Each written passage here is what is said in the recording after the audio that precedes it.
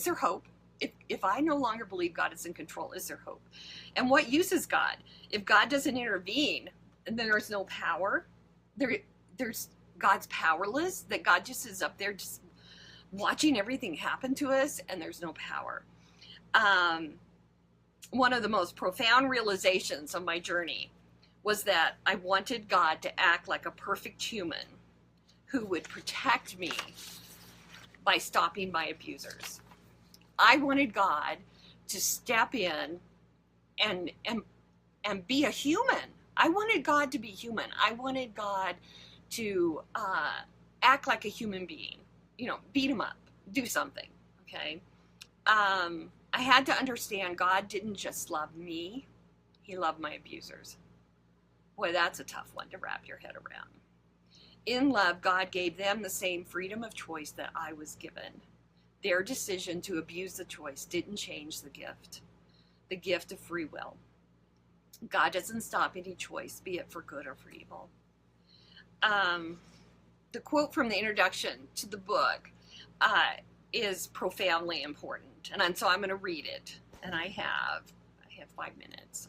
Okay. The God who must love and cannot control others is not morally responsible for failing to prevent evil. The God of essential kenosis can't prevent evil by acting alone, so God is not to blame. So later on it says, according to essential kenosis, God does not even allow suffering. And that's kind of where we go to. Oh, well, God doesn't really want it to happen, but he allows it. No. Because God can't stop it acting alone. All right.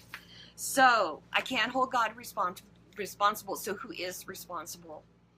When I stopped looking for the humanly powerful ways I wanted God to work, I began to see the true wonder of God. My path to healing was intricately woven with circumstances, human promptings, people that came and helped me, going to a therapist who was going to dedicate the last years of her professional career to help me.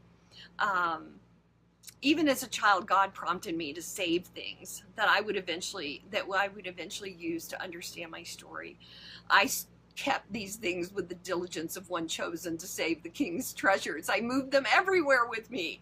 And during therapy, I would say, I have that in a box, and my therapist would laugh and say, of course you do. And so during my healing, God spoke through my pain, through nature, twigs, ducks, everything.